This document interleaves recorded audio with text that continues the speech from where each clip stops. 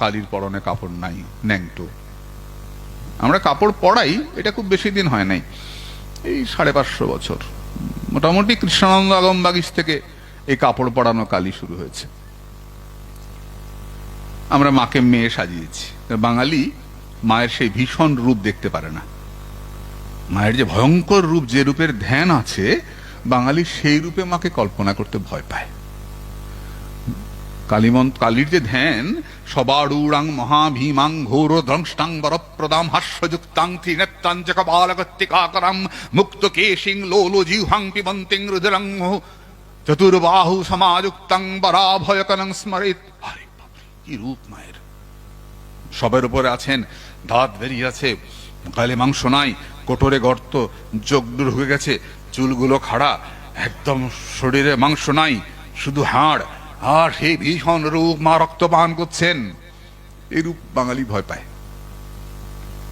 তাই বাঙালি ওই ভীষণ, ওই যে রূপ না, ভয়ঙ্কর রূপ, ওই রূপটাকে একবারে মেয়ে সাজিয়ে ফেলেছে।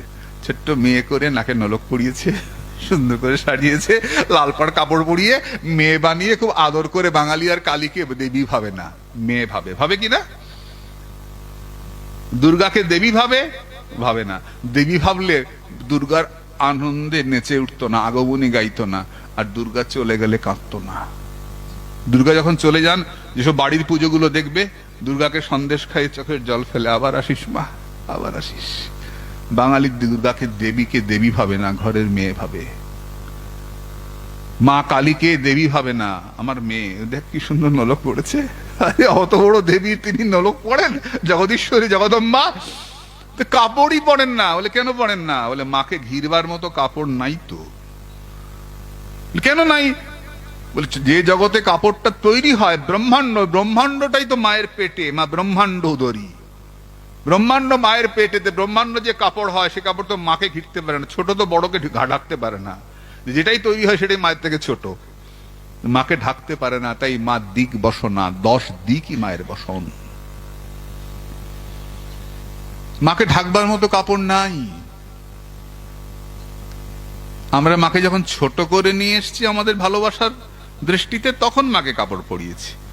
মা বিশ্বব্যাপিনী, তখন কাপড় পরাবার কাপড় কোথায়? অত বড় কাপড় হয় না। মাকে ঢাকতে পারে এমন কিছু নাই। মা সবকিছুর উপরে, আমরা মায়ের পেটে। মায়ের গলায় মুন্ডমালা, অতগুলো মুন্ড মায়ের গলায় ঝুলছে। মুন্ডমালা কি? বর্ণের প্রতীক। অ, আ, শৈদিক, রি, লি, এ, ওই, ও, ক, খ, গ, ঘ, 50টা বর্ণ, 50টা মুন্ডমালা। এটা কমিয়ে আমরা 5টায় নিয়ে এসছি এখন, ওটা 5-6টা থাকে। 50টা বর্ণ মায়ের গলায়, বর্ণের প্রতীক মুন্ডমালা। ভাবো মায়ের অপূর্ব রূপটা। মায়ের পরনে হাত। কেন হাত? কর্মের প্রতীক। তুমি সৎ কর্ম করো, তুমি মায়ের উদরে ঠাঁই পাবে, মা তোমায় কোলে করবেন। তাই মা হাত পড়েছেন, গলায় মুন্ডমালা, লাল জিভ, সাদা দাঁত দিয়ে চেপে আছেন। লাল জিভ রজগুণ, সাদা দাঁত সত্যগুণ, সত্যগুণ দিয়ে মা রজগুণকে চেপে আছেন। সাত্বিক ভাবনা দিয়ে ভোগকে চেপে আছেন। ভোগকে দমন করতে না পারলে মায়ের কৃপা হয় না। আর মাতৃ সাধক মৌন থাকবেন। মা বলছেন জিভকে কামড়ে রাখ, কথা বলিস না। যে কথা বলতে হয় তো মা মা বল, আর কিছু বলিস না। চমৎকার দৃষ্টি দেখো, কি চমৎকার ভাবনা। বলে সাধক মৌন থাকবেন, কথা বলিস না। মৌনতা, আটকে আছেন। মায়ের চুল খোলা, মুক্তকেশী। চুল খোলা কেন? পিঠটা ঢাকা। মায়ের পরে কিছু দেখা যায় না। মাই শেষ, এন্ড। মায়ের পরে আর কিছু হয় না, মা শেষ কথা। আমি আমার অধ্যাপককে জিজ্ঞেস করেছিলাম, নবদ্বীপে বেঁচে আছেন, এখনো আছেন, নবদ্বীপের গৌরব। যদি আপনারা নবদ্বীপে যান, তাকে দেখতে পারেন, ভালো। নবদ্বীপের বর্তমানে নবদ্বীপের স্তম্ভ, একমাত্র স্তম্ভই আছেন ডক্টর কুমারনাথ ভট্টাচার্য, আমার অধ্যাপক। 93 বছরের যুবক, মস্ত বড় সাধক। মায়ের পুজো ছাড়া কিচ্ছু জানেন না, অথচ মায়ের আরতি হয় হরে কৃষ্ণ মহামন্ত্র দিয়ে। মাথার কাছে মহাপ্রভুর চিত্রপট, মদন মোহনের চিত্রপট। পরম শাক্ত, পরম বৈষ্ণব। নবদ্বীপে হেন বৈষ্ণব সভা হয় না তাকে ছাড়া। তাকে নিয়ে আসা হয়, তাকেই সভাপতি করা হয়।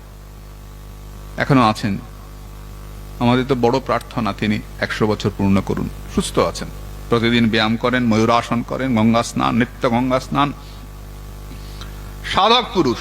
ভোর 3টে থেকে তার সাধন শুরু হয় নবদ্বীপে জগন্নাথ তলায়। পণ্ডিত বাড়ি বললে সবাই চেনে। ডক্টর কুমারনাথ ভট্টাচার্য আমার অধ্যাপক, পরম পূজ্যপাদ। তো আমি তাকে জিজ্ঞেস করেছিলাম, জেঠু, পিবন্তিং রুধিরং মহু, মা রক্ত খাচ্ছে, আমি তো বৈষ্ণব, আমার এটা ভাবতে কেমন লাগে। বাবা বললেন না শীত লাগে কেন ভোগ দেয়, নিশ্চয়ই তার পেছনে তত্ত্ব আছে। তো মা রক্ত খাচ্ছে, আমি তো বৈষ্ণব, আমার এটা ভাবতে কেমন লাগে যে মা সন্তানের রক্ত খাচ্ছে। পিবন্তিং রুধিরং মহু, মা রুধির পান করছে, না ভাবতে কেমন একটা লাগে। আমাকে আমার অধ্যাপক বলছেন, আমার অধ্যাপক নয়, তিনি সারা নবদ্বীপের অধ্যাপক, আমাকে বলছেন যে মাকে তো রক্ত খেতেই হবে, নাহলে সমাজ ধ্বংস হয়ে যাবে। জগৎকে রক্ষা করার জন্য মাকে রক্ত খেতে হচ্ছে। সন্তানের রক্ত মা পান করছেন, জগৎ ধ্বংস হয়ে যাবে না হলে। কেন সন্তানের রক্ত পান করছেন? বলে হ্যাঁ। কার রক্ত পান করছেন?